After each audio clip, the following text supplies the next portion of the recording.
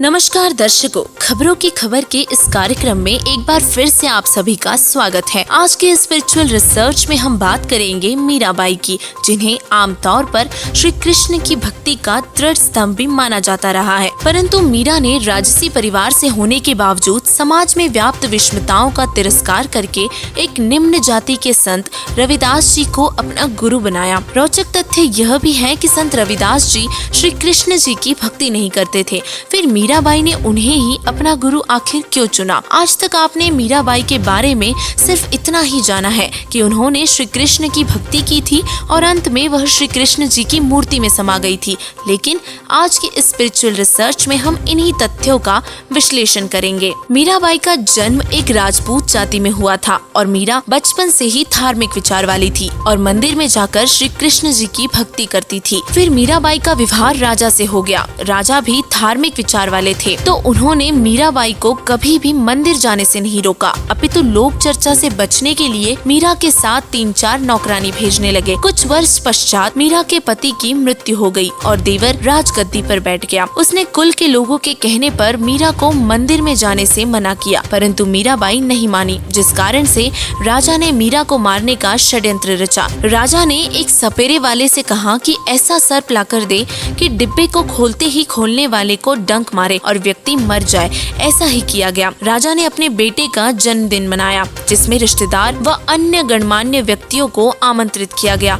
नौकरानी से कहकर एक आभूषण वाले डिब्बे में सर्प को रखकर मीराबाई को भिजवा दिया और आदेश दिया कि मीरा को कहना कि यह बेशकीमती हार गले में पहन ले, नहीं तो रिश्तेदार कहेंगे कि भाभी को अच्छी तरह नहीं रखता।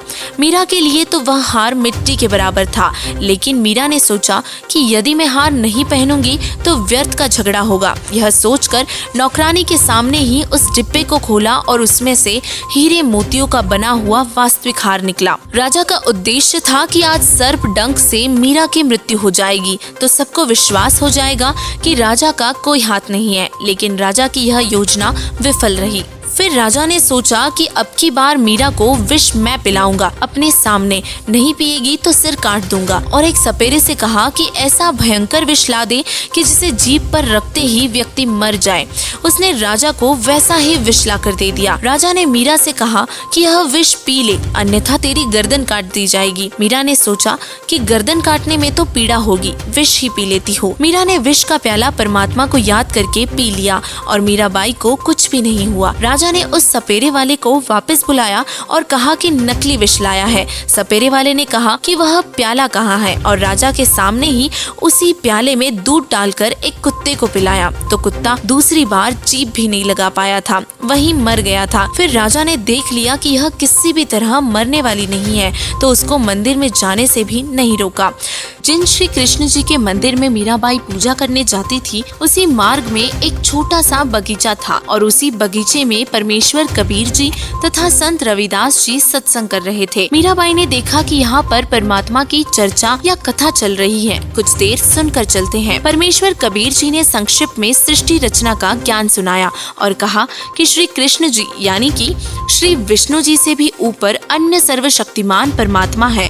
अगर जन्म और मरण समाप्त नहीं होता तो भक्ति करना और न करना समान ही है। जन्म और मरण तो श्री कृष्ण जी का भी समाप्त नहीं हुआ, उनके पुजारियों का भला कैसे होगा? परमेश्वर कबीर जी के मुख कमल से यह वचन सुनकर परमात्मा के लिए भटक रही आत्मा को नई रोशनी से मिली। सत्संग के उपरांत मीराबाई ने प्रश्न किया कि हे महात्मा जी, आपकी आज्ञा हो तो शंका का समाधान करवाऊं? परमेश्वर कबीर जी ने कहा कि प्रश्न करो बहन जी। मीराबाई ने कहा कि आज तक मैंने किसी से नहीं सुना कि श्री कृष्ण जी से भी ऊपर कोई परमात्मा है। आज आपके मुख से सुनकर मैं दो राहे पर खड़ी हो गई हूँ। मैं मानती हूँ कि संत झूठ नहीं बोलते। परमेश्वर कबीर जी ने कहा कि आपके धार्मिक ज्ञानी गुरुओं का दोष है, जिन्हें स्वयं ज्ञान नहीं था कि आपके सदग्रंथ क्या ज्ञान देते हैं। श्रीमद् देवी भागवत पुराण के 3 स्कंद में श्री विष्णु जी स्वयं स्वीकार करते हैं कि मैं विष्णु, ब्रह्मा तथा शंकर नाशवान है। हमारा आविर्भाव यानी कि जन्म और तिरोभाव यानी कि मृत्यु होती रहती है।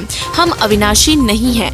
मीराबाई बोली, हे महाराज जी, भगवान श्री कृष्ण जी मुझे साक्षात दर्शन देते हैं, मैं उनसे संवाद करती हूँ। परमेश्वर कबीर जी ने कहा कि मीराबाई, आप एक काम करो, भगवान श्री कृष्ण जी से ही पूछ लेना कि आपसे ऊपर भी कोई मालिक है, वह देवता है, कभी झूठ नहीं बोलेंगे। रात्रि में मीराबाई ने भगवान श्री कृष्ण जी का आह्वान किया। त्रिलोकीनाथ प्रकट हुए। मीराबाई ने अपनी शंका का समाधान के लिए निवेदन किया कि हे प्रभु, क्या आपसे ऊपर भी कोई परमात्मा है? श्री कृष्ण जी ने कहा कि मीरा, परमात्मा तो है, परंतु वह किसी को दर्शन नहीं देते। हमने बहुत समाधि व साधना करके देख ली। मीराबाई ने सत्संग में परमात्मा कबीर जी से सुना था कि उस पूर्ण परमात्मा का मैं प्रत्यक्ष दर्शन करवाऊंगा, सत्य साधना करके उसके पास सतलोक में भेज दूंगा। मीराबाई ने श्री कृष्ण जी से फिर प्रश्न किया, क्या आप जीव का जन्म और मरण समाप्त कर सकते हो? श्री कृष्ण जी ने कहा कि असंभव है, लेकिन परमेश्वर कबीर जी ने कहा था कि मेरे पास ऐसा भक्ति मंत्र है जिससे जन्म और मरण सदा के लिए समाप्त हो जाते हैं, वह परम धाम प्राप्त होता है। मीराबाई ने कहा कि हे भगवान श्री कृष्ण जी, संत जी कह रहे थे कि मैं जन्म और मरण समाप्त कर देता हूँ,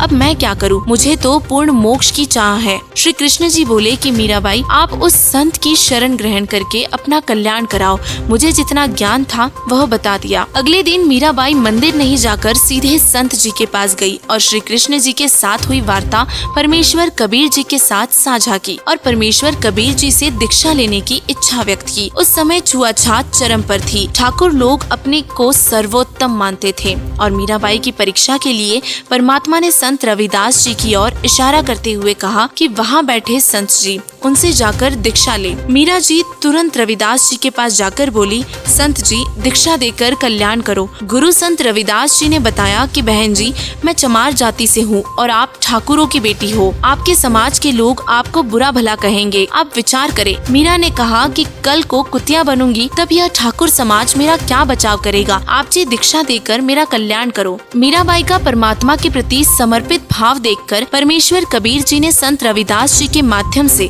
मीराबाई को प्रथम मंत्र केवल 5 नाम दिए। मीराबाई पहले तो दिन में ही घर से बाहर जाती थी, फिर रात्रि में भी सत्संग में जाने लगी, क्योंकि सत्संग दिन में कम और रात्रि में अधिक होता था। और यह सब देखकर राणा और जल भुन गया और मीरा को समझाने के लिए उनकी माता जी को बुलाया, लेकिन मीराबाई ने तब भी सत्संग में जाना बंद नहीं किया। कुछ वर्षों के बाद अपने देवर के अत्याचारों से परेशान होकर मीराबाई घर त्याग कर वृंदावन में चली गई। वहाँ कबीर परमात्मा जी एक साधु के वेश में गए। ज्ञान चर्चा हुई, तब मीराबाई को ज्ञान हुआ कि अभी आगे की पढ़ाई शेष है, यानी कि केवल प्रथम मंत्र के जाप से मोक्ष नहीं होगा। कबीर परमात्मा ने मीराबाई को सतनाम की दीक्षा दी और मीराबाई को वही रूप दिखाया जिस रूप में संत रविदास जी के साथ सत्संग में मिले थे। मीराबाई जब घर त्याग कर चली गई तो उस क्षेत्र में अकाल मृत्यु, काल की मार शुरू हो गई। ज्योतिषियों ने बताया कि आपकी नगरी से संत रुष्ट होकर गया है, जिस कारण से यह उपद्रव हो रहा है। समाधान बताया कि संत जीवित मिल जाए तो वापस मनाकर प्रसन्न करके लाया जाए तो आशीर्वाद देकर सब ठीक कर सकता है। राणा को पता चला कि मीरा संत थी। मीरा को लाने के लिए मीरा के 2 सिपाही,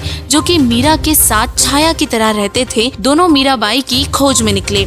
पता लगा कि बहुत सारे संत वृंदावन में रहते हैं और वहीं पर मीराबाई भी मिल गई थी। मीरा से लौटने की प्रार्थना की और बताया कि राजा के राज्य में उपद्रव हो रहे हैं और ब्राह्मणों ने बताया है कि मीरा वापस आएगी तो सब ठीक होगा। और राणा ने कहा है कि आगे से मीरा को कोई कष्ट नहीं दूंगा। मीरा ने कहा कि भाई अब नहीं जाऊंगी। उन 2 सिपाहियों ने कहा कि यदि आप नहीं चलोगे तो हम प्रतिज्ञा करके आए हैं कि यदि मीरा जीवित मिल गई तो हम उसे अवश्य लेकर आएंगे। मीरा बोली कि यदि मैं संसार छोड़कर चली गई होती तब भी तो आप लौट जाते। सिपाहियों ने कहा कि फिर तो लौटना ही था और उसी समय मीरा ने एक तार वाला यंत्र उठाया और परमात्मा की स्तुति करने लगी। आंखों में प्रेम के आंसू बहने लगे और उसी समय एक मूर्ति में समा गई। लेकिन मीरा के इतने त्याग और समर्पण के बावजूद भी मीराबाई का जन्म और मरण का दीर्घ रोग समाप्त नहीं हुआ। केवल परमेश्वर कबीर जी की सत्य साधना 3 बार दीक्षा वाले अधिकारी से लेकर करने से ही जन्म और मरण सदा के लिए समाप्त हो सकते हैं। और वर्तमान में संत रामपाल जी महाराज जी के अतिरिक्त विश्व में किसी के भी पास 3 बार की दीक्षा देने का अधिकार नहीं है। दीक्षा लेकर जो मर्यादा में रहकर आजीवन भक्ति करेंगे तो मोक्ष में कोई शंका नहीं है। और इसीलिए आपसे निवेदन है कि आप भी संत रामपाल जी महाराज जी को पहचानो